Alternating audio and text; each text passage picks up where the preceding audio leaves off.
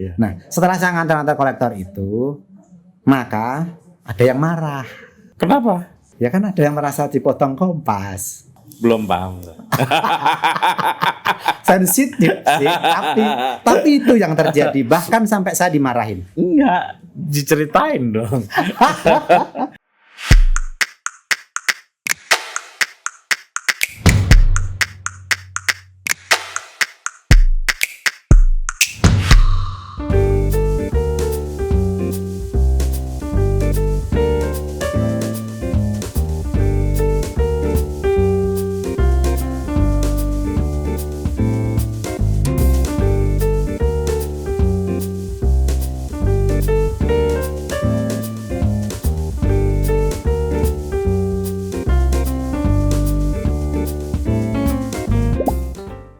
Halo, ketemu lagi dengan saya Putut EA, Kepala Suku Mojo. Hari ini kita bertamu di salah satu tempat yang menyenangkan karena pemiliknya adalah orang yang berkecimpung dalam dunia seni rupa, Mas Heri Pemat. Mas, selamat sore. Selamat sore Mas Putut. Di Jogja teman-teman, bisalah diklaim bahwa Jogja adalah penghasil atau produsen atau banyak sekali menghasilkan para perupa hebat di Indonesia sejak zaman revolusi ya Mas ya. Iya. Iya kan? Itu bisa diklaim lah kalau di Jogja ya. Dan perkembangannya seni rupa di Jogja luar biasa. Salah satunya tentu saja karena ada Mas Heri Pemat dengan salah satu masterpiece-nya Arjok. Iya. Yang konon Arjok ini kalau dihelat sedang sedang ada acara Arjok, monggo Mas. Penerbangan penuh, hotel penuh, ya, kafe penuh, hotel penuh, penerbangan penuh. Bukan hanya penerbangan dalam negeri, tapi juga luar negeri ya Mas ya, Malaysia, Singapura. Oleh-oleh laris. Seniman laris. Dan banyak sekali galeri yang ikut bikin pameran di saat itu. Iya nggak? Iya. Mas bisa cerita Mas, kenapa dulu memulai Arjok? Iya, sebenarnya ini bukan cerita baru-baru. Artinya saya sering cerita juga ketika ada momen seperti ini yang sama, baik itu wartawan maupun teman-teman yang pengen belajar tentang bagaimana menyelenggarakan sebuah pameran dengan skala besar gitu ya. Enggak bilang nasional atau internasional tapi besar. Di mana diperlukan manajemen atau tata kelola yang benar supaya menyenangkan semua orang gitu ya. Menyenangkan semua pihak. Tapi tujuannya sebenarnya bukan itu, tapi memang bagaimana seni itu jadi seni rupa yang aku kenal dari dulu sejak saya pertama kali di Jogja itu benar-benar bisa menutup kekurangan-kekurangan yang selama ini aku tahu gitu ya. Artinya dulu itu kan kalau seniman itu kesannya udah yang hanya terkenal saja, yang kita kenal, artinya yang kemudian diakui. Sementara banyak sekali seniman-seniman lain yang sebenarnya secara talenta, secara kemampuan dan kekaryaannya itu mestinya itu bisa diangkat. Cuma masalah kesempatan hanya karena logo terkenal dan tidak terkenal itu kemudian tidak merata. Artinya tidak membawa suara seni rupa itu untuk Jogja pada khususnya. Ya. Hanya orang-orang itu saja. Oh kalau si Jogja Avandi ya seniman tuh selain Avandi orang nyaris tidak begitu mengenal, apalagi Sujoyono orang awam nggak kenal. Ya kan? Ya. Nah, saya tidak bermaksud kemudian untuk memperkenalkan atau menambah pengetahuan terhadap orang awam tentang maestro-maestro kita, akan tetapi saya ingin memulai dari sekarang seniman-seniman muda yang mestinya dari muda udah dikenal. Dari muda udah dicatat prestasinya oleh masyarakat Jogja khususnya ya, syukur Indonesia dan dunia. Maka kemudian semangat itu saya Saya bawa kepada misi waktu itu karena saya pernah menjadi seniman muda pada saat itu, menjadi pelukis. Pernah ya? Saya pernah. Tapi gagal. Bukan karena gagal. Saya tekankan di sini memang ada suara Heri Pemat itu kemudian berbelok menjadi manajer artis atau manajemen seni. Itu karena gagal menjadi pelukis. Tidak. Sampai hari ini saya akan menyangkal itu. Karena apa? Pada booming tahun zamannya saya itu masih sekitar tahun 99 tahun. Ya, 96 sampai 2000. Ya gitu. Saya merasakannya. Tapi setelah booming pun saya masih, sebelum booming pun saya bisa jual lukisan. Ya. Artinya saya pun pameran di mana-mana dan diundang di mana-mana. Ketika ada teman pameran saya pun diajak. Artinya saya bukan bagian yang kemudian nggak pernah diajak gitu loh. Iya kan, artinya saya benar-benar menjadi pelukis pada saat itu. Semangatnya pun, cita-citanya pun jadi pelukis. Cita-citanya memang jadi pelukis. Memang jadi pelukis. Saya bukan isi kan? Ya. Isi. Saya masuk 96. Sorry, kalau boleh tahu isinya apa? Jurusannya? Lukis. Saya 3 kali daftar isi baru diterima, hanya pengen masuk jurusan lukis. Oh ya, bagi teman-teman yang mungkin anak-anak sekarang kan belum tahu Mas ya, susahnya masuk jurusan seni lukis isi kan. Ya. Itu harus kompetisinya ketat. Memang. Dan hampir semua seniman yang sekarang besar itu bukan hanya sekali 2 kali daftar ya. Kadang-kadang mungkin 3 kali baru masuk gitu. Ya, mungkin karena orang dulu zaman saya itu taunya tuh seni itu ya seni lukis gitu kan. Jarang ada interior, desain grafis itu jarang kalau tidak orang-orang yang memang bapak ibunya atau teman-teman bapak ibunya gitu kan bergelut di bidang itu. Orang di kampung seperti saya mana tahu desain interior, desain grafis. Taunya ya seni lukis. Jadi ketika saya bisa gambar, ya taunya adalah belajar gambar besok. Kan tapi gitu. Kenapa pengen jadi pelukis dulu? Ya sebenarnya gini, ya dari kecil kan kalau di SD di kampung itu SD pinter gambar CDS terkenal itu. Ya. Mas Mewah dari mana sih asalnya? Ya, saya dari Sukoharjo Mas, di kampung. Oh, oke. Di jauh dari kota, jauh dari istilah seniman itu enggak ada. Adanya adalah tukang gambar. Tukang gambar. Gitu. Yeah. Kalau jualan gambar, nenteng lukisan mubeng kampung itu. Dan itu memang ada di kampungku. Iya. Dan ya begitu kehidupannya ya memang serba susah gitu kan. Artinya. Tapi tahu serba susah, kenapa pengen jadi pelukis? Ketika saya sudah SMA sedikit lah naik, tahu Avandi gitu kan, tahu Raden Saleh, tahu seniman lain lah yang kemudian ada di surat kabar misalnya atau di TV gitu. Jadi pelukis kemudian wah kok bisa ya gitu. Nah saya di sana kemudian ya prosesnya setelah artinya kalau masuk seni lukis berarti memang bisa melukis. Nggak mungkin nggak bisa melukis kalau sudah masuk seni lukis itu. Saingan saya hanya anak-anak SMSR. Saya kan nggak tahu cat air. Taunya hanya cat air sama cat poster, cat minyak, cat akrilik nggak tahu dulu. Sehingga ketika gambar, sket saja nggak tahu, gambar bentuk saya juga nggak tahu. Makanya perlu 3 kali saya untuk masuk isi. Gelandang dulu di Malioboro 2 tahun, kemudian ngenger di salah satu pengusaha dan sekaligus jadi dosen yang pekerjanya rata-rata juga mahasiswa dan saya bisa belajar di situ. Baru diterima.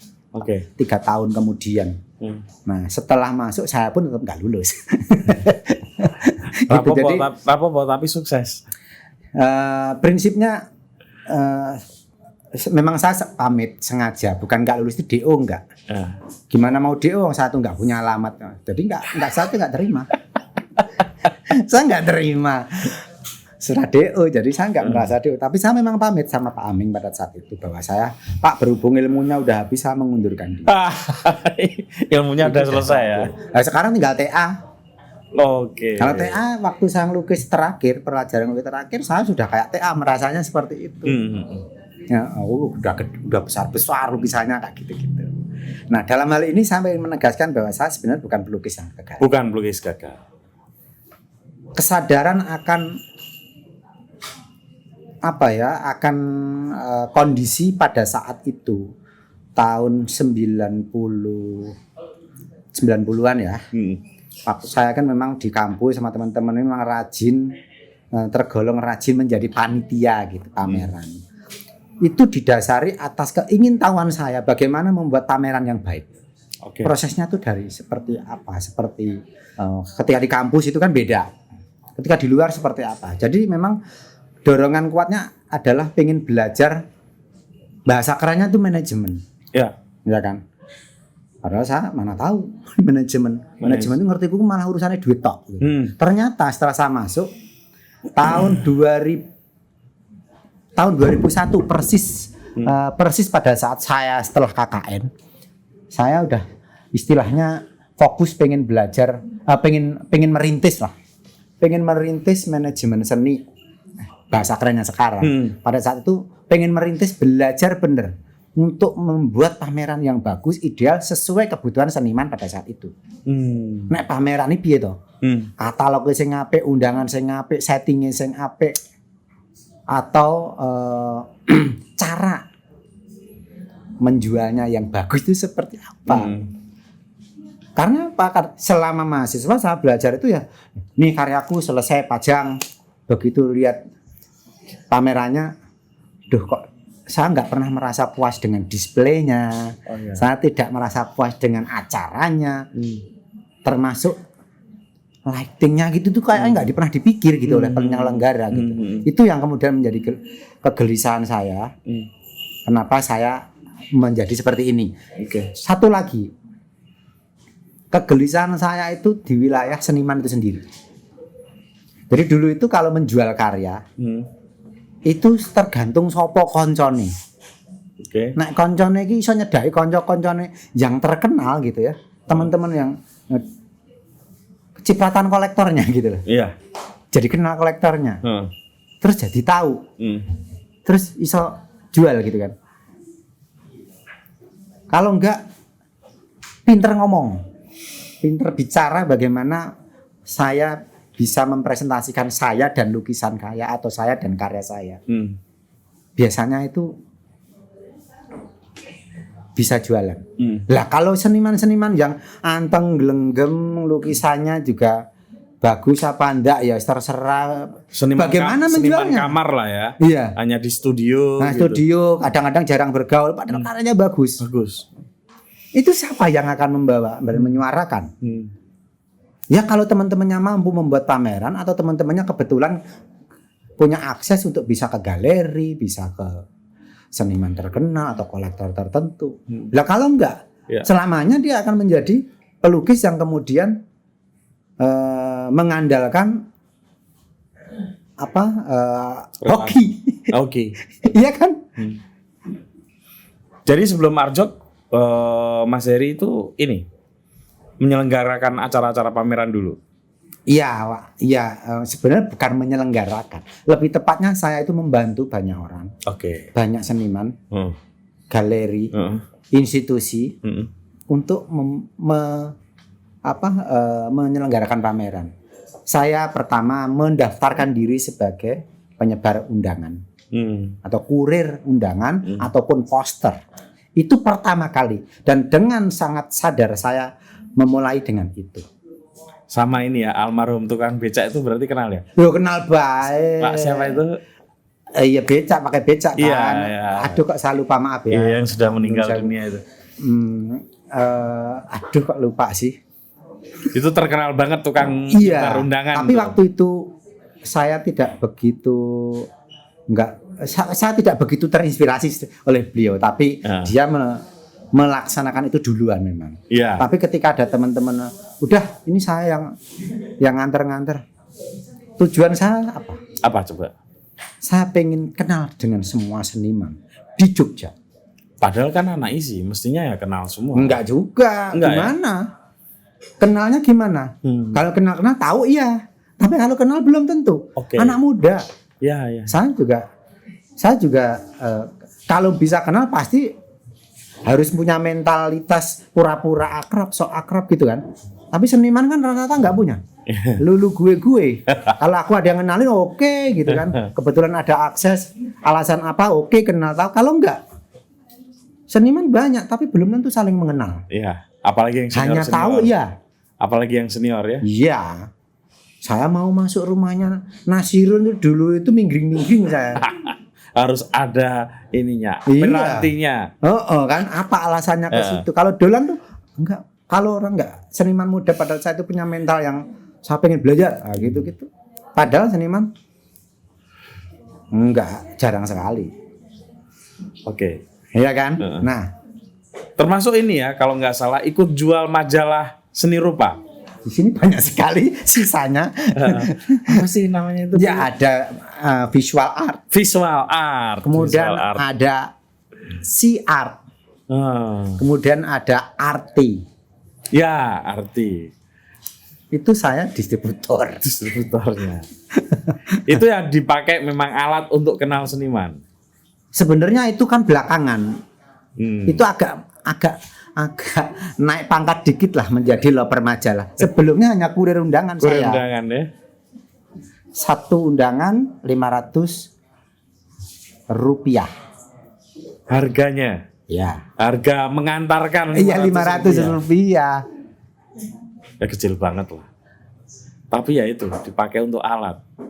Tujuannya kan memang gitu. Jadi tapi saya tetap untung kok. Kalau ngomongin bensin dan sekedar uang rokok dan makan, saya untung. Karena apa? Kalau kayak saya kan paling seneng kalau ngomongin untung, saya seneng ngantarin undangan tuh ke kampus. Nah, sak biu sak anggone podo sekali ini berapa undangan hitungannya 500. Ping kan gitu. Iya. Nah, apa yang terjadi ketika saya mengantar undangan itu? Jadi ketika saya dari yang paling muda sampai yang paling tua, udah di luar kepala saya nyaret A sampai Z. Dan mereka wanuh atau kenal sama sampean? Lama-lama ya, sebelumnya nggak kenal. Sebelumnya nggak kenal. Masuk ke rumahnya Agus, ngantar ke Mas Agus Wage waktu itu yang ada di masih yang ada di sini itu. Iya. Ini seniman kontemporer gitu loh. Harganya udah mahal. Nah, ini ya. Mbak Mela gitu itu saya masih ini karena apa ya? Memang belum kenal. Boleh ditanya teman-teman seniman senior, kenalnya di situ. Nah, terus memutuskan bikin art job. Tapi sebelumnya kan modalnya udah kayak dulu. Jual beli lukisan kan udah ya? Bukan itu sebenarnya. Tapi pernah mengalami fase itu. Jadi, dipercaya orang untuk mencarikan lukisan gitu. Jadi bukan itu sebenarnya modal saya untuk membuat art job itu terus banyak uang duluan. Justru dari nol, Mas. Saya bisa dibilang saya dari nol. Saya hanya bermodal apa sebenarnya? Ini teman-teman kalau mau nyatet, modalnya adalah kepercayaan. Sekarang gini. Kalau saya waktu membuat pameran, kalau saya itu nggak dipercaya orang, mana mau orang mau ikut. Betul. Sekarang saya mau minta duit kepada sponsor, dalam hal ini kolektor. Ya. Kalau kolektornya nggak percaya sama saya, mana mau ngasih duit. Nah, gimana tuh mendapatkan kepercayaan itu? Ya, ketika saya itu pengalaman jaga pameran. Oke. Iya kan? Nganter karya. Kan gitu. Nganter mereka jalan-jalan ke rumah-rumah seniman. Yang saya dapatkan dari pengalaman mengantar undangan. Ya. Jadi dari seniman muda sampai tua, kadang-kadang mereka juga nyeleneh. Jadi kamu tahu seniman muda yang prospek gitu kan. Saya punya pengalaman estetika, pengalaman lukis. Jadi saya tidak bermaksud mewakili selera saya, tapi saya tidaknya secara umum seniman yang bagus atau karyanya yang bagus itu siapa sih? Kalau ngomongin anak muda. Ya saya tahu semua. Tuh.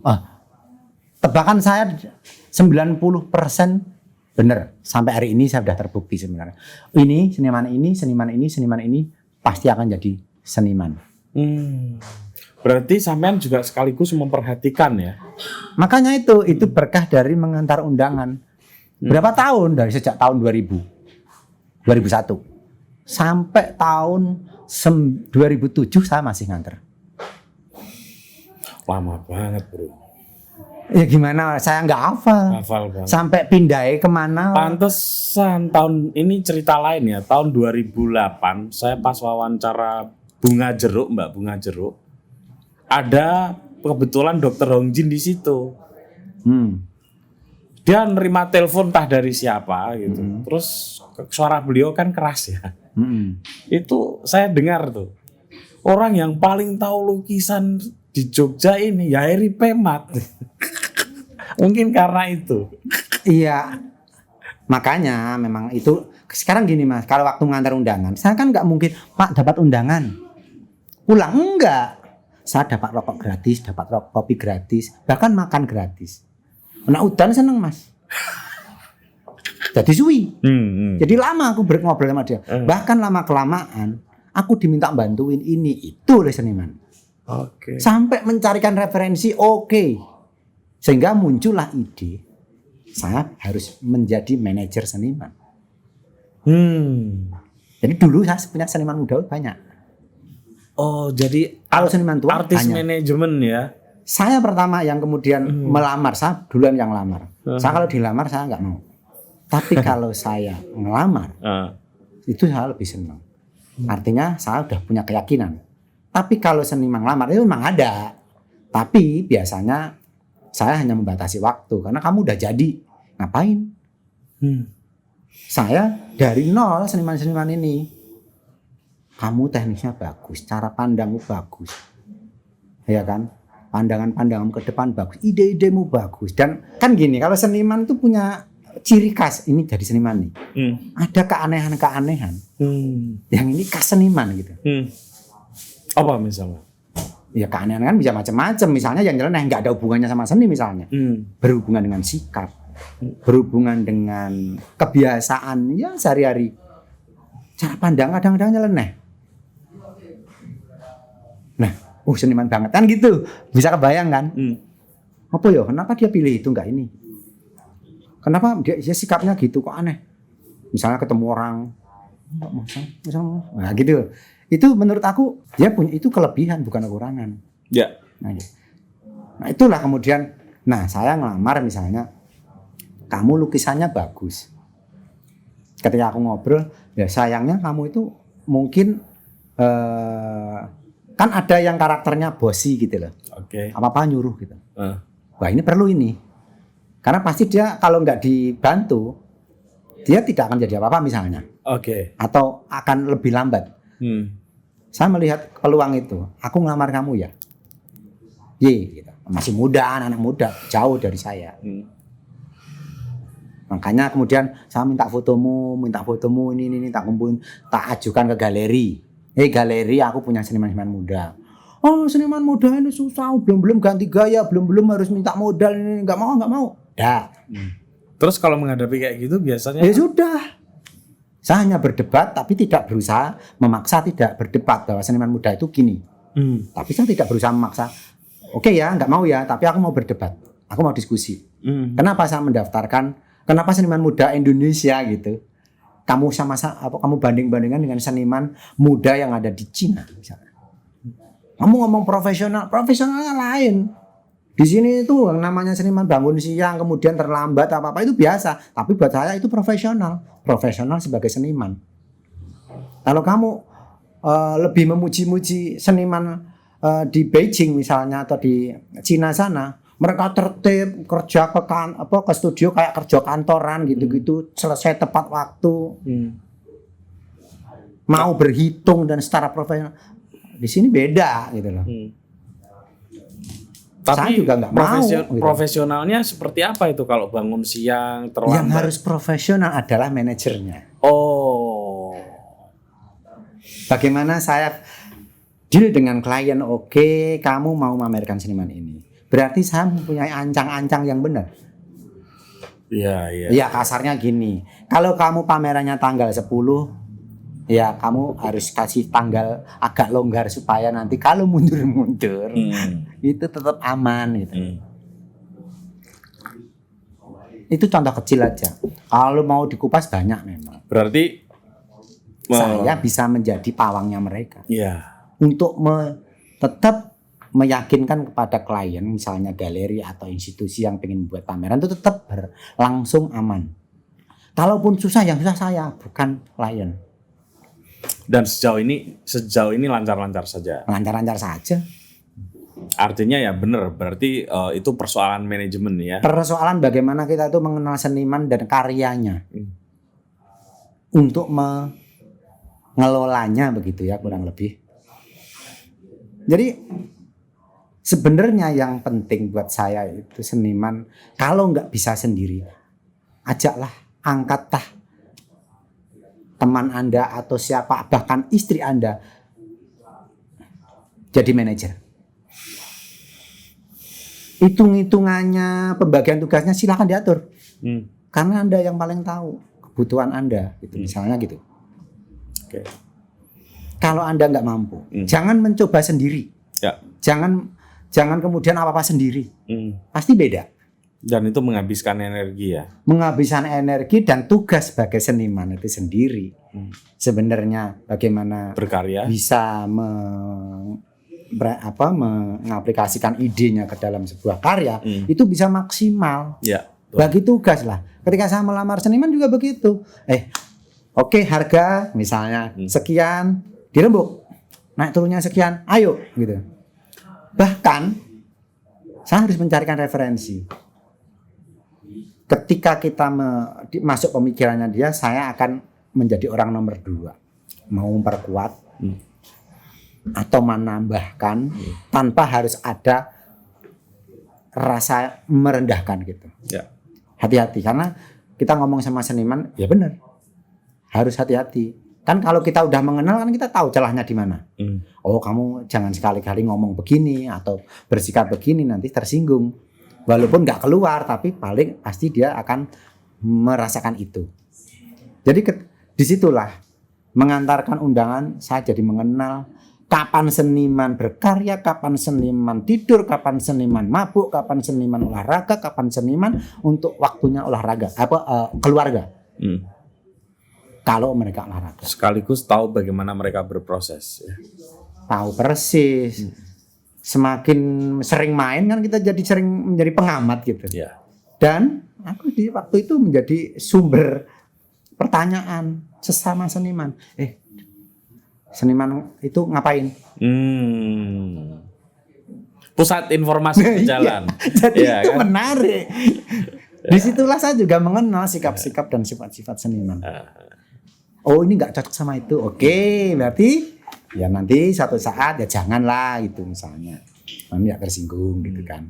Ngomongnya juga pasti, oh ini yang itu pernah diyangi, jangan sampai ngomongin yang gitu kan. Iya kan? Iya. Jadi udah tahu semua.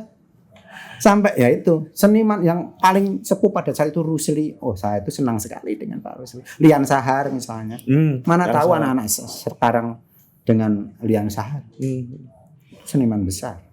Rusli itu seniman besar. Terus tadi kok dengan modal nol, gimana tuh ceritanya? Ketika saya sudah merasa dipercaya oleh seniman, teman saya itu banyak. Ya kan? Kan mantu pameran macam-macam, dari yang sifatnya kayak FKY, ada Biennale, ada ya kan, ada pameran apa, lomba apa, dari pemerintah apa, pasar seni gitu kan. Terus jadi akrab, jadi percaya sama kerja saya. Oh, motret mesti bagaimana, disitulah prosesnya. Ya. Ketika saya menyimpulkan saja bahwa yang dibutuhkan itu apa sebenarnya. Setelah sekian tahun saya melihat dunia seni sampai sedetail-detailnya. Dunia seni rupa ya artinya. Iya. Sedetail-detailnya seperti apa. Yang dibutuhkan apa. Di situ saya memutuskan. Tapi itu tetap proses. Ceritanya panjang Mas sebenarnya. Ketika kenapa saya harus membuat Arjok atau waktu itu Jogja Art Fair ya. Jogja Art Fair dulu ya. Pertama. Kan semangatnya adalah kan gini. Ketika saya menjadi penjaga pameran, saya kenal kolektor ini, pemilik galeri ini, art dealer ini gitu kan. Seniman ini, maklar dan lain-lain itu semua kenal. Saya antar mereka, termasuk kolektor. Kolektor saya antar. Hah? Ini udah Pak laku ya? Udah Pak. tahu rumahnya nggak tahu. Gimana nggak tahu? Saya itu sering nganter undangan ke sana. Ketika saya anter sampai ada seperti guide lah ya. Sampai ke seniman kan, dan rumahnya pinggir kuburan, pinggir kali, pinggir sawah, pinggir gunung, ya kan? Tahu saya, bahkan pindah. Saya tahu. Coba kalau di pos kan nggak akan nyampe itu kartu apa namanya undangan. Saya, maka istilahnya kalau ada pameran pematkan saja undangannya kan gitu. Dulu nggak begitu. Nah, setelah saya ngantar-ngantar kolektor itu, maka ada yang marah. Ya dong. Kenapa? Ya kan ada yang merasa dipotong Kompas. Belum paham. Sensitif sih, tapi itu yang terjadi. Bahkan sampai saya dimarahin. Enggak, diceritain dong. Saya minum kopi dulu biar kuat menahan emosi. Jadi memang saya waktu itu ya ceritanya mendatangi sebuah pameran tunggal teman saya, yang saya kerapnya juga lewat kartu undangan gitu kan. Dan saya sering ya ketika sampai di sana ketemu si orang ini gitu. Harry, kerjaanmu sebenarnya apa sih? Ini seorang galeris ya. Kamu pelukis juga. Kamu makelar juga. Bikin pameran juga. Membikinkan pameran juga. Yang jelas dong. Kalau caranya gini, jual karya juga. Ya kan? Sebenarnya nggak jual karya, nganterin kolektor ke seniman-seniman. Cuman kalau kolektor biasanya terus dapat persen. Saya nggak minta. Buat patokan. Tapi seniman. Tapi itu di mana-mana kan kayak gitu, bukan hanya seni rupa kan? Oke, jadi itu rezeki kan. Dan saya tidak selalu punya target. Saya harus jual, enggak. Tapi ketika ada orang menghubungi saya, oh tahu Pak, kan gitu. Udah modal dan penting itu kan. rezeki. Nggak bisa ditolak. Balik orang itu nggak marah gitu terus. Mau tak belokin kok nggak jadi. Ya artinya caranya gini, bagaimana galeri bisa hidup? Kalau kolektor sudah tahu caranya beli lukisan, pastilah dapat murah kan? Saya nggak tahu. Gitu kan? Galeri dapat apa kan gitu? Saya catat itu. Galeri dapat apa? Kok dapat apa sih gitu? Saya bilang, Pak, saya ini sebenarnya tukang packing lukisan, kirim lukisan, tukang display karya. Kalau saya mengantarkan kolektor ke seniman, itu pun seniman yang merdeka. Tidak dikontrak oleh galeri ataupun seorang. Kalaupun saya mengantarkan ke seniman itu yang sudah dapat kerjasama kontrak dengan seorang galeris misalnya, saya akan telepon dulu, boleh apa enggak? Atau kan saya lebih telepon ke galerinya atau telepon ke senimannya? Kan saya nggak tahu. Dia dikontrak apa enggak? Saya nggak tahu. Dan kan? Kalau yang menjual senimannya gimana? Kan? Ya, kalaupun misalnya dia dikontrak, pasti dia akan bilang, jangan bawa kolektor ke sini, Her. Oke, gitu. Pak, nggak boleh. Otomatis kan nggak mungkin saya ke sana nekat. Atau, Her, kalau ke sini saya izin dulu sama galeriku. Kan gitu. Sip. Atau, Her, ini mau apa kolektornya? Pengen kenalan. Mau apa? Mau ngobrol? Kalau berarti saya datang. Kalau enggak ya saya nggak mungkin datang. Lalu apa yang dipermasalahkan? Kan nggak ada yang ngatur, nggak ada aturan dalam arti. Terus apa jawabannya orang itu? Ya bagaimanapun juga itu akan membunuh galeri. Menurut sampean itu akan membunuh galeri nggak? Gimana argumennya? Saya punya catatan begini. Seniman kalau dikontrak dan tertib dan sudah komit, nggak mungkin dia itu berselingkuh. Jual karyanya, ya kan? Selama Anda mungkin tidak ngecewain seniman mungkin, seniman juga tidak akan ngecewain Anda. Karena itu seperti membunuh hidupnya sendiri kan. Gitu kan. Artinya sebenarnya benar kamu harus mengontrak dalam arti kontrak pameran atau apa gitu ya. Oke, itu benar untuk melindungi kerja seniman supaya ini akan selesai tepat waktu dan lancar gitu kan. Dan kemudian proses marketingnya jalan gitu kan. Iya. Tapi kalau seniman yang kalau saya nggak ajak ke seniman itu mana tahu kolektor. Bagaimana ini seniman? Kan Bapak hanya ngontrak berapa seniman sih? Ya saya kan datengin orang-orang ini yang nggak ada kontrak. Lalu apa masalahnya? Berarti kamu membantah ya? Membantah. Tetapi saya dalam hal ini tidak serta kemudian ya deh saya nggak nganter lagi. Tidak serta-merta begitu. Tetapi saya punya. Tapi memang kemudian saya memang waktu itu begini. Oke, mungkin benar juga. Ada benernya juga. Kalau kemudian kolektor semua menelpon saya, bahkan balai lelang ya. Balai lelang sama datang ke rumah. Gimana nggak deg-degan? Deg-degannya dapat duit apa enggak gitu. Ya pasti dapat duit dong. Lu enggak mas, masalahnya saya dapat duit apa enggak itu senimannya gitu loh. Iya. Seniman dapat duit apa enggak?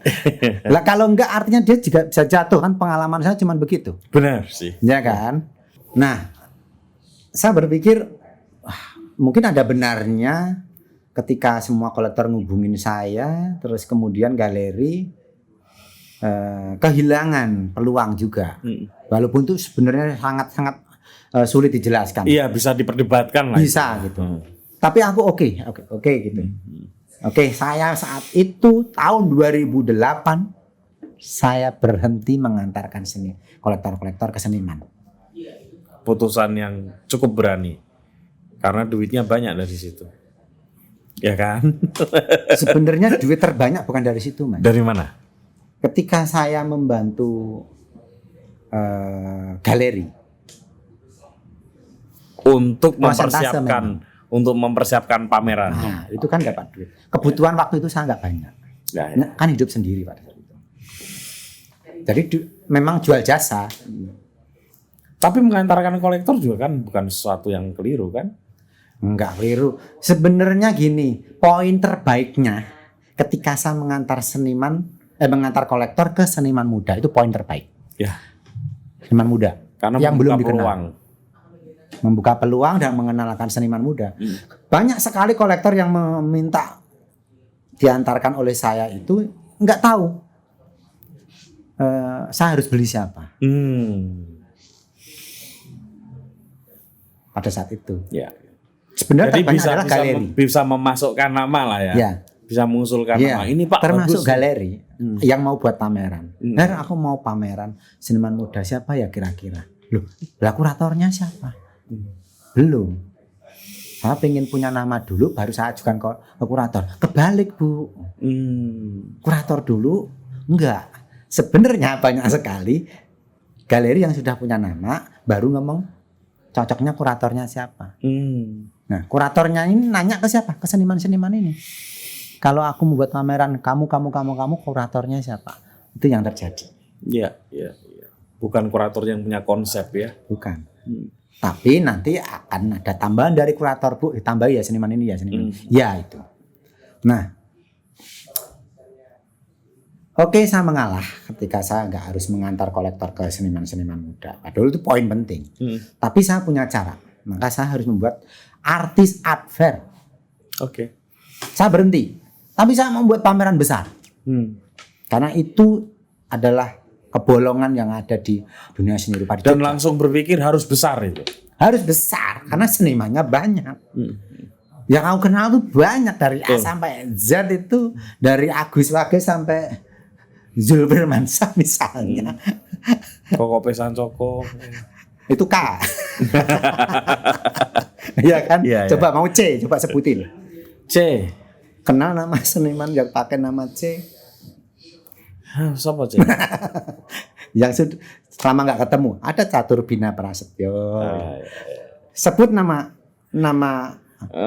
huruf Q. Q? Q? Nggak ada lah kalau itu. Q nggak ada. Nggak ada. A banyak. A banyak. B banyak. Oke. D banyak. ini ngomongin tebak-tebakan sih. Jadi intinya gitu, karena teman saya banyak yang sudah saya kenal semenjak saya menyebarkan undangan, maka saya bukan hal yang sulit untuk mengumpulkan mereka dan kebetulan saya yakin saya dipercaya oleh mereka. Saya ngubungin. Saya mau membuat artis adver namanya Jeff. Ngobrol-ngobrolnya di kedai kebun sana sama Agung Lea, Bang Toko gitu. Yo, setuju nggak ya adver? Gitu kan. Terus Agung Lea pada saat itu menjadi panitia FKY ya. Gimana kalau dibarengin dengan FKY? Nah ini kan aku ideku sendiri. Mau buat tanah sendiri. Ya nanti setelah itu aja. Yang penting ini bantu aku lah untuk mengubah bazar art menjadi pameran yang lebih keren gitu. Oke. Jogja Art Fair lahir sama FKY. Tahun 2007. Itu tahun 2007 harusnya. Saya udah ngubungi seniman, aku mau bikin Jogja Art Fair. Siap. Banyak banget yang pengen ikut dan aku bisa pilih-pilih. Enggak misalnya, tapi intinya enggak ada kurasi ya, semuanya boleh ikut. Pada itu, saya punya strategi untuk membuat pameran besar. Yang pertama tanpa kurasi. Sebanyak-banyaknya. Ketika karyanya banyak, senimannya banyak, saya gampang mempromosikan pameran ini, nggak perlu pakai iklan yang mahal-mahal. Cukup dengan cangkem dari seniman ini, udah ngomong kemana-mana. Satu seniman bawa istrinya, bawa pacarnya, keluarganya untuk nonton pameran, rame. Pesertanya ada berapa? 500 orang. Satu seniman membawa keluarganya, temannya dan lain-lain, itu udah berapa orang yang datang? Iya. Rame, seniman semua. Enggak, ini teman-temannya seniman dan keluarganya seniman. Itu 2007 atau 2008? 2007 itu harusnya lahirnya, tapi karena gagal, karena ada permasalahan di FKY dan lain-lain, akhirnya saya undur 2008. Oh, ya. Dan itu modalnya dari mana? Dari mana? Saya menjadi IO sebuah perkawinan yang cukup besar di Magelang. Duitnya dari sana. Kan berapa uang? Bayaran yang cukup. Dan itu pastilah kolektor Pak Hoyong Jin dipercaya untuk menjadi semacam, kalau nggak salah itu yang tank itu ya, tembakau. Itu tank itu yang tank itu yang kedua. Itu tahun 2008. Bukan yang ininya tobacco ya, yang pernikahannya Tobacco and Art itu 2006 Mas. Oke. Setelah gempa. Oh, berarti ini pernikahan anaknya yang lain? Kedua. Oke. Tapi saya dapat uang banyak itu juga termasuk dari. Yang kedua itu apa tema ininya? Ingat nggak? Wedding Tobacco and Art. Itu yang kedua. Kedua kan? Ya. Wedding Tobacco and Art. Karena itu ya sangat dikenal lah. Itu semua dua tahun, selisih 2 tahun itu saya yang panitianya. Yang pertama pakai WO, yang kedua itu total saya.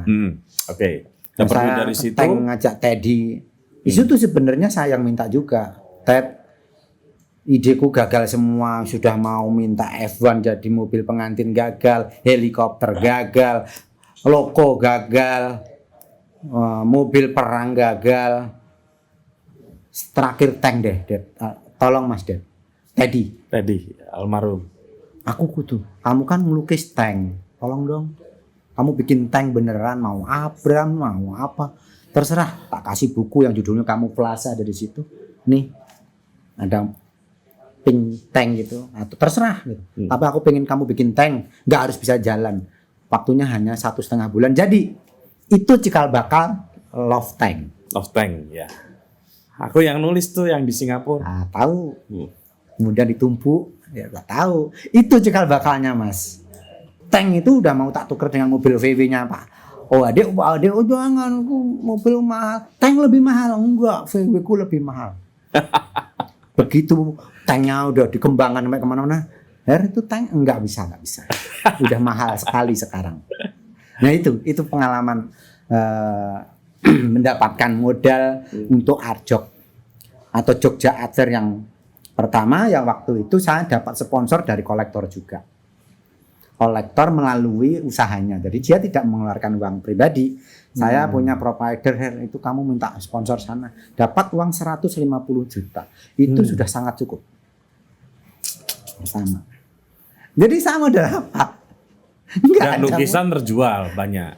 Waktu itu iya, tapi kan duitnya untuk FKY. Oh. Saya itu hanya seperti gajian saja. Enggak apa-apa karena itu sudah komitmen saya dengan Agung Lea dan teman-teman FKY pada saat itu. Tapi saya udah janji udah bilang sama teman-teman bahwa tahun depan saya bikin sendiri loh, tidak sama FKY. Enggak, aku besok juga udah nggak jadi panitia. Oke. Nah, akhirnya jadi JAF 2 yang saya tutup Taman Budaya dengan Seng. Saya minta respon seniman Farhan Siki. Mas Farhan, saya punya rencana untuk menutup ini dengan Seng. Di Murah ya. Oke. Nah, itu modalnya nggak nol kan? Banyak udah. Sponsor udah mulai datang. Ada lah, mulai. Sebenarnya modalnya itu juga kepercayaan, Mas. Sorry, itu sudah mulai masuk bayar belum ya? Belum ya? 1 tahun baru tak bayar. Oh iya, baru, oke, nanti baru berapa masuk ke tiket. cerita Itu masih nol, Mas. Kenapa? Saya mulai menggadekan karya, menggadekan kepercayaan juga. Pak, saya punya lukisan seniman ini, tapi besok dipamerkan di JAF. Nanti Bapak yang pertama beli atau pertama milih deh. Jadi nggak ada modalnya. Nah, terus ya bayarnya sekarang tapi itu terjadi sampai Arjok yang sekarang. Jangan salah. Setiap kita membuat Arjok emang modalnya banyak. Duluan enggak ada, Mas. 8 duitnya udah banyak, masa nggak pakai modal? Nggak ada, Mas. Kalau infrastruktur iya. Apa? Partisi, lighting, tenaga termasuk. Itu kan aset saya. Itu diubah jadi Arjok kapan tuh? Tahun 2010. 2010 ya. 2010 ketika saya membuat menggandeng Eko Nugroho untuk membuat fasad depan. Saya cat oranye, setelah itu saya minta respon, direspon oleh Eko Nugroho. 2010. Itu pun sama sebenarnya kalau teman-teman panitia itu tahu. Jadi Pak, besok saya bikin Arjok. Senimannya yang sudah menyatakan positif ikut ini. Nanti Bapak yang beli dulu, milih duluan. Tapi saya pinjemin dulu. Kalau saya nggak dipercaya oleh kolektor itu mana mau, Mas? Betul. Kan gitu. Betul. Terus sebenarnya udah kepercayaan. Itu kan makin lama makin gede Arjok. Makin menginternasional lah kalau aku boleh bilang gitu. Masa sih duitnya nggak makin banyak? Amin saja. Jadi gini, waktu itu kan saya punya teman partner ya, yang saya percayakan semua keuangan, saya percayakan semua manajemennya itu sama partner saya. Saya adalah kreator. Bagaimana mau dibawa kemana Arjok ini? Arjok ya. Berbicara mengenai setting, penampakan, kemasan, apalah itu. Termasuk tema? Enggak, kalau tema saya selalu berdiskusi dengan kurator. Mas Bambang Toko ya? Dulu ada Mas Ucok, Mas Bambang. Bahkan ngobrol sama seniman kalau masalah tema. Saya nggak pintar kalau itu. Tapi bagaimana kemasannya seperti apa, bagaimana membuat event yang kemudian membuat orang menolak itu aku. Ya. Depannya diapain, nah itu aku. Oh, terus, ini ditutup tong. Ini dibikin bola vertical garden misalnya. Kemudian oh ini digali, nah itu saya. Terus balik ke soal partner tadi? Maksudnya kolektor pendukung ya? Enggak, tadi kan mestinya duitnya banyak. Maaf. Iya, akhirnya di tengah perjalanan pengelolaan uang, pengelolaan dana hasil itu mungkin terlalu profesional, akhirnya nggak ada sisa, bahkan justru hutangnya banyak. Oh ya? Arjok punya hutang? Saya kira itu semua orang tahu. Oh, Anda nggak tahu? Nggak tahu. Yang saya tahu Heri Pemat adalah orang yang paling hebat karena menyelenggarakan Arjok dengan skala internasional. Kalau itu sih ya aku paham kan. Kalau Arjok biasanya aku masih sering main ke galeri-galeri di sekitar sini kan pada bikin acara-acara juga untuk menanggok para Ya sebenarnya itu mungkin lebih tepatnya pencitraannya iya. Untuk membangun kepercayaan mungkin dari visual juga iya ya. Saya membangun kantor ini emang saya punya duit enggak. Itu kepercayaan, Mas.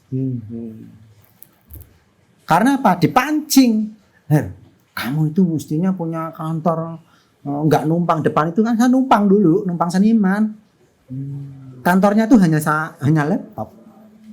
Itu kantor saya. Kemana-mana, kantor saya ada di mana-mana. Tapi hanya laptop. Data seniman, data karya, daftar harga di situ semua. Itu kantor saya. Tapi tempat saya di rumah depan itu. Oke. Tapi ngomong-ngomong utang udah lunas kan? Belum. Warisan beberapa tahun yang lalu sampai sekarang. Oke. Tapi kita lupakan soal utang piutang. Hah? Banyak sekali. Banyak sekali. Kok iso? Itu pun aku bisa utang karena apa? Karena kepercayaan. Iya. Kepercayaan saya bisa membayar cicilan atau membayar bunga lah. Nggak ada jaminan. Ya orang kan taunya orang seperti saya nih misalnya. Sponsor dapat. Persentase jual beli lukisan dapat dong pasti. Iya kan? Belum lagi tiket. Waduh. Arjok tiketnya walaupun 50.000 ya, tapi kali berapa? Terbanyak saat buka di sini saya mendapatkan uang dari tiket itu 3M. Tiket aja 3M. Tapi berapa modal pameran saya? Berapa, Mas? Pasti di atas 7M. Oke. Secara konkret kalau dihitung semua modalnya ada 12,6M. Karena saya nggak menghitung partisi saya nggak menghitung lampu saya. Iya. Maksudnya kan itu dihitung. Itu dihitung kan? Kalau dihitung rata-rata setiap penyelenggaraan Arjok 12. Tapi keren, itu justru menunjukkan bahwa Arjok memang keren. Nah. Iya kan? Ya pameran 12M kan keren. Jadi kalau melihat tiket, iya banyak. Penjualan karya, aduh sulit. Nggak, tapi bagi saya orang yang ya suka lah dengan seni rupa itu bagus. Orang mau nonton, tapi bayar itu bagus. Loh, bukan hal gampang untuk merubah tadinya gratisan menjadi bayar. Makanya itu berdarah-darah, Mas. Itu hebatnya Arjok. Tahun 2014 saya mulai berbayar. Saya dicaci maki semua orang. Biasanya orang nonton mah nyari konsumsi toh. Ini mah disuruh bayar loh. Ya. Tapi kan keren. Yang datang banyak loh, saudara-saudara teman dari luar daerah datang. Iya, kalau saya mau cerita waktu untuk memberlakukan tiket itu sebenarnya sejak tahun 2010. Seorang kolektor besar di Jakarta, ini dia suruh buka pada saat itu. Saya minta buka. Iya tahun 2010. Harusnya ini berbayar. Saya belum berani. Lalu kenapa? Saya belum berani. 2010, 2011 bludak lagi. Kenapa nggak berbayar? Kenapa orang liar semua masuk pameran ini? Kan nggak nyaman. Saya belum berani. 2011, 2012, 2013, oke. Ini sudah keterlaluan pengunjung ini. Saking banyaknya. Oke, saya akan, karena saya prinsipnya sebenarnya kan gini. Cita-cita saya untuk mendekatkan seni rupa kepada publik sedekat-dekatnya itu cerita saya.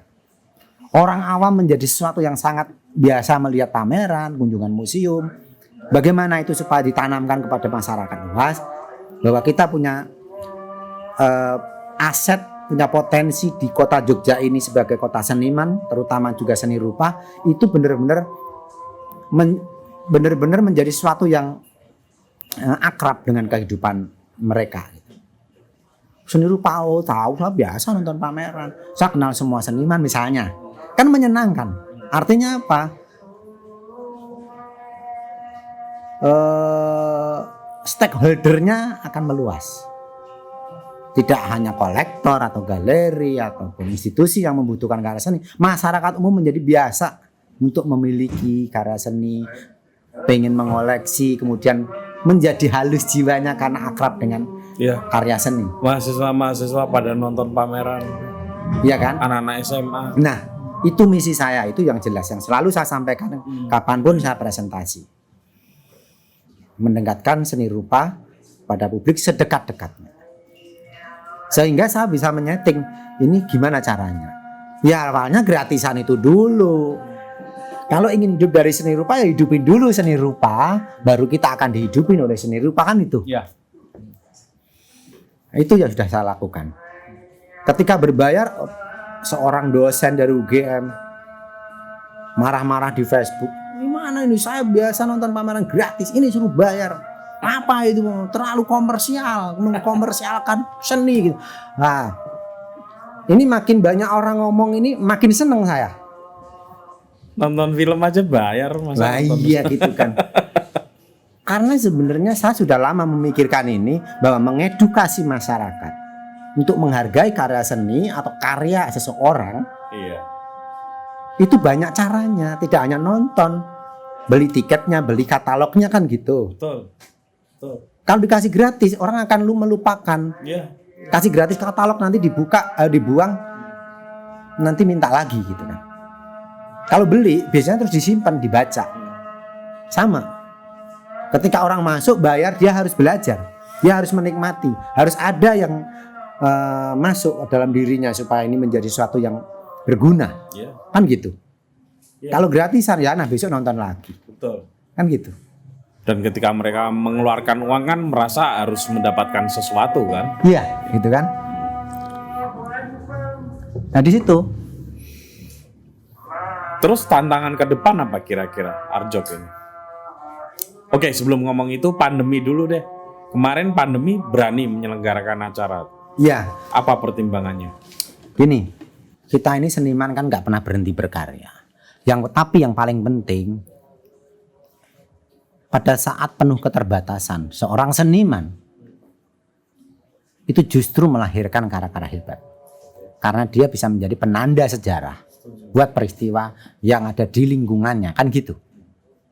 Saya sangat penasaran. Tapi itu saya harus mulai dari diri saya sendiri. Ketika ada banyak sekali keterbatasan, saya mau ngapain? Lah kalau pelukis tinggal ngelukis. Lah kalau saya penyelenggara pameran, saya ngapain? Ya saya harus buat pameran. Pameran seperti apa? Ya aku harus mikir di situ. Maka kemudian saya beranikan ngomong pada semua teman-teman penyelenggara festival. Kebetulan saya ketua Jogja Festival. Yang ngomong, yuk ngayal bersama. Pakai Zoom. Di sini. Buat proposal. Bawa kemana proposalnya? Buat dulu. Pemikiran apa yang ada di otak kita ketika pandemi ini, ketika mau menyelenggarakan festival, yang selalu yang namanya festival kan festif meriah, tapi meriahnya pada saat pandemi seperti apa? Ayo kita pikirin, berbentuk proposal. Siapa tahu nanti begitu dibuka kita langsung sudah siap, kan gitu. Proposal udah siap, kan tinggal ganti-ganti aja kalau misalnya nggak sesuai, nggak aman misalnya, ya kita yang amannya yang seperti ini, ganti, kan gitu. Proposal kan digital aja kan, nggak mesti print. Tinggal ganti kok. Kan jadi sehat otak kita itu selalu berpikir. Besok sama besoknya udah beda lagi pemikirannya pada saat itu. Masa beranikan ngomong ke seluruh penyelenggara festival, termasuk kepada teman-teman seniman yang membuat pameran atau mereka penyelenggara pameran.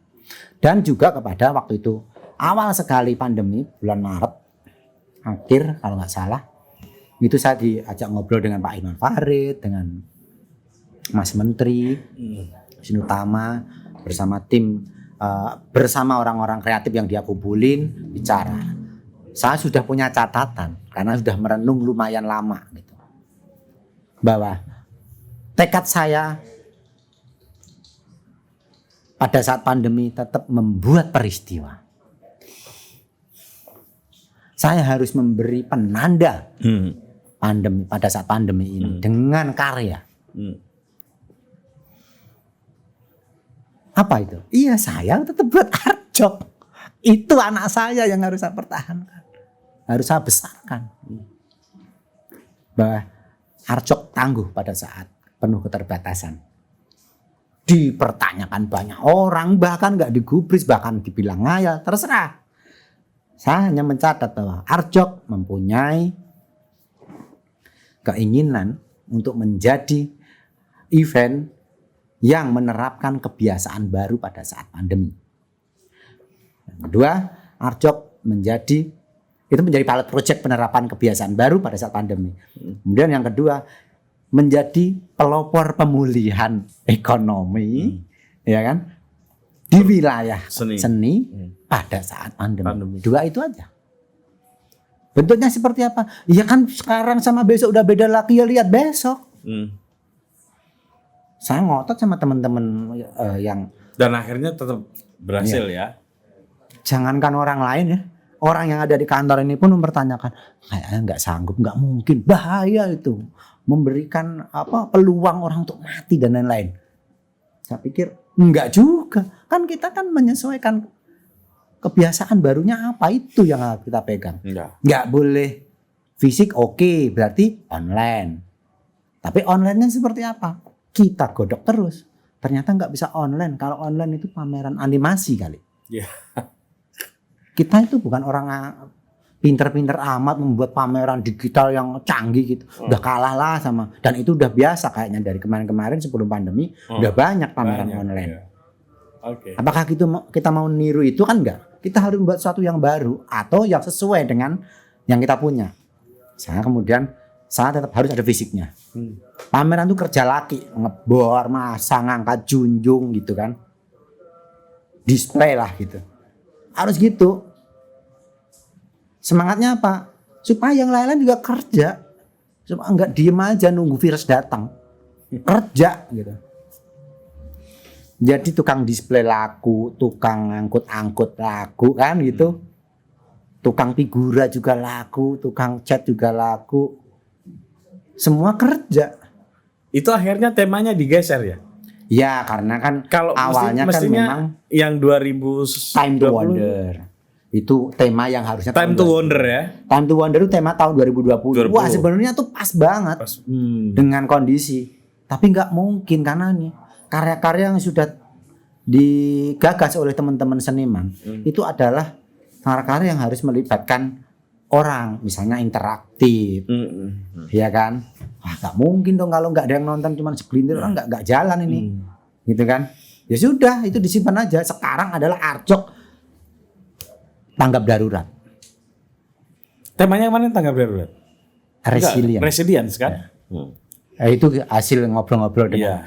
Pada saat teman-teman yang ada di kantor ini nggak yakin akan adanya Arjok pada saat pandemi, saya telepon dengan kurator Mas Agung Hujat Nika Jenom. Mas, saya tetap membuat pameran gini-gini.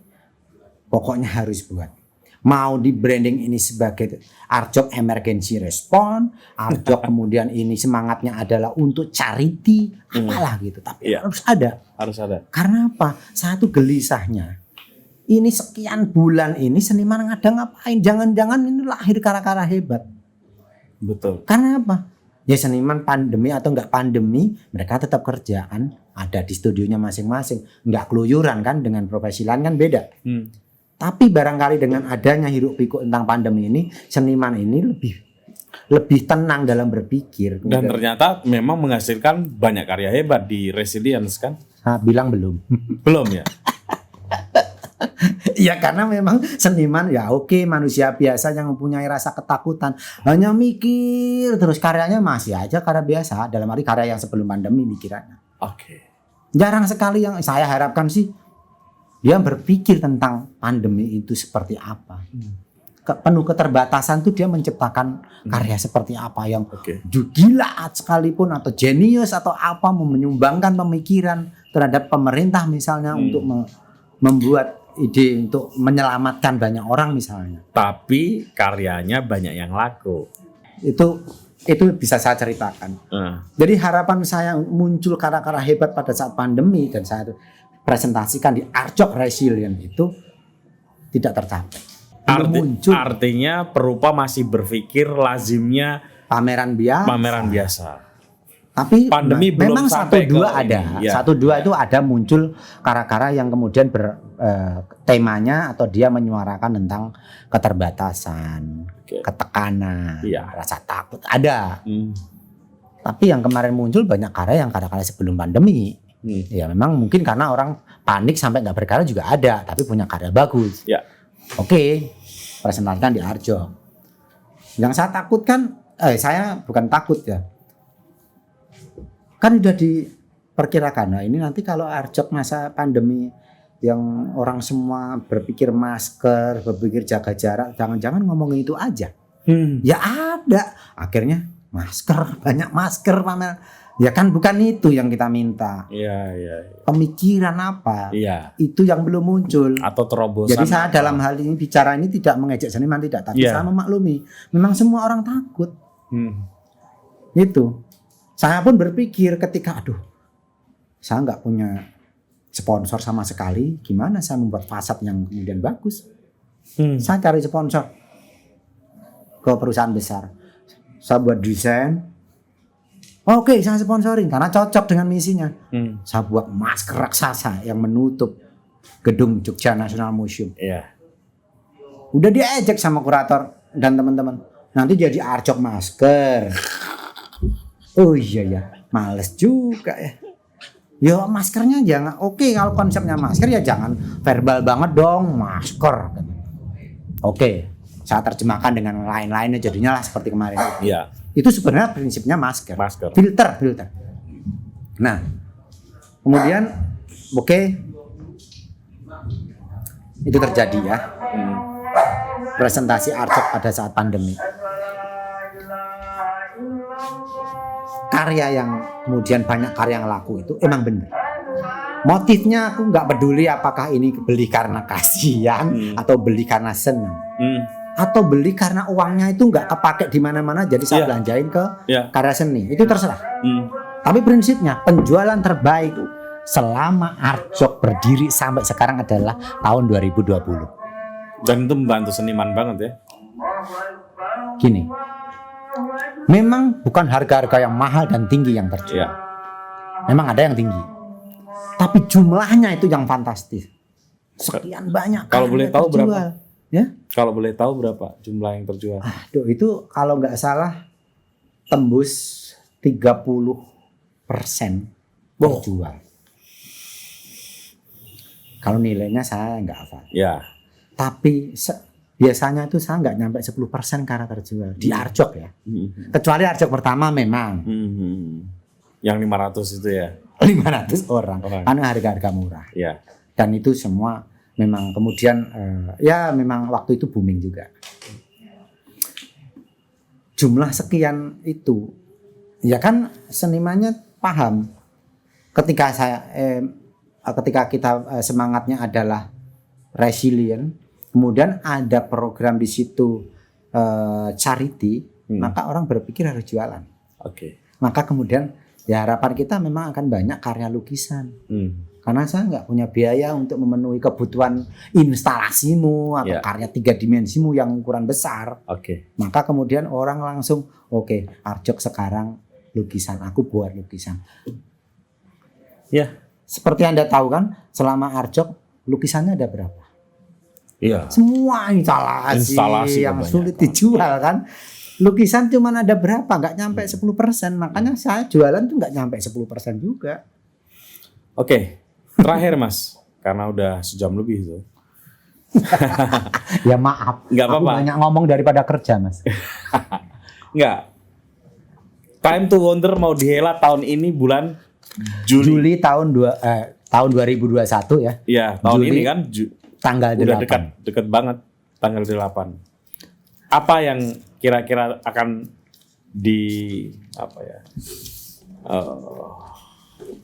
dipresentasikan ke publik? Saya seni rupa? berharap sebenarnya tema yang tertunda tahun lalu harusnya Time to Wonder. Art in Common Time to Wonder harusnya tahun lalu. Padahal tuh momennya pas ngomongin Time to Wonder itu pandemi itu pas banget. Tapi kan orang nggak cukup waktu untuk berpikir, menyesuaikan kondisi.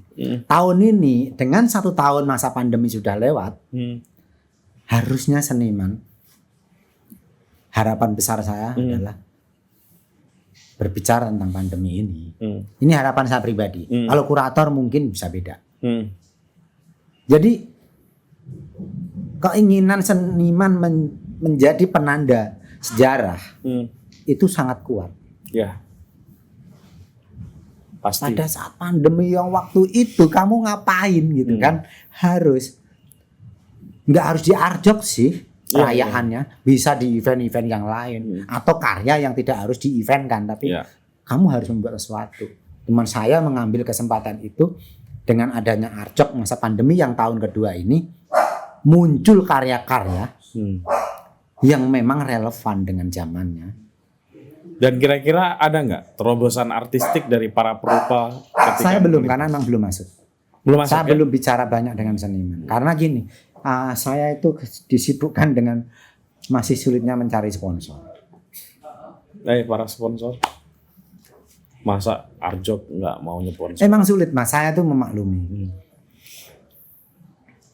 Pada saat sebelum pandemi aja sulit. Seni rupa emang menjual. Ya, menjual blegernya memang iya. Ya. Tapi orang belum memahami. Saya menjadi sponsor, mensupport, menjadi pendukung gerakan seni rupa. Ini wilayahnya apa? Jadinya apa? Timbal baliknya gimana? Betul. Selama si pemilik pabrik, perusahaan, atau bahkan pejabat government atas nama pemerintah tidak memiliki passion, tidak memiliki kedalaman tentang atau pengetahuan tentang seni dan budaya, maka kemudian tidak horny melihat pameran yang bagus, gede gitu terus pengen terlibat di dalamnya. Enggak, ya kan? Ya. Nah itu tugasnya apa? Supaya pejabat tahu seni budaya dan kemudian membuat program atas dasar pemerintah dengan dana rakyat kemudian kemudian untuk mensupport gerakan seni dan budaya. Katanya itu Indonesia itu kan seni budayanya hebat gitu. Akar budayanya hebat. Tapi mana semangatnya harus dimulai dari siapa? Ya dari mereka dulu dong. Kalau kita ngomongin negara ya, mereka dulu dong semangatnya, buktiin, bikinlah museum, bikinlah pameran, festival yang besar dengan kekuatan negara gitu. Jangan hanya ngomongin anggaran melulu tapi presentasinya begitu. Tenang mas. Kayaknya udah mulai gawat, udah mulai di stop ini. Enggak. Saya mau bikin seruan. Jadi sebagai penutup para pemirsa dan pendengar, apa yang dilakukan oleh Mas Heri Pemat ini, Arjok, itu bukan semata-mata peristiwa seni belaka, tapi punya implikasi yang luar biasa sebetulnya. Karena itu tadi, mendekatkan seni rupa kepada masyarakat sedekat-dekatnya. Itu terjadi di Arjok. Itu kalau dari sisi pendidikan. Kalau dari sisi implikasi ekonominya luar biasa. Seperti tadi saya bilang, di mana kapan Arjok dihelat sebelum pandemi nih ya, penerbangan penuh, hotel-hotel penuh, rumah makan penuh, galeri-galeri penuh, implikasi ekonominya itu luar biasa. Dan seni rupa itu trickle down efeknya itu gede. Bayangin kalau perupa itu berkarya, berarti ada perajin tukang spanram kanvas, tukang figura, sampai para pengrajin karena kebanyakan juga karya kerajinan 3 dimensi, semua hidup ekonominya artisan juga. Dan jangan lupa Arjok ini sudah dikenal dunia internasional karena saya tahu persis bukan hanya orang-orang dari negara-negara dekat, dari negara-negara Eropa pun banyak yang datang kalau Arjok itu digelar. Jadi sebagai salah satu representasi kegiatan atau acara seni rupa yang paling penting di Indonesia. Oleh karena itu, bagi para orang-orang yang terpanggil untuk menyponsori para pejabat, silakan menghubungi Mas Heri Pemat. Asik. Sukses selalu ya Mas ya. Terima kasih banyak Mas. Mantap. Ya.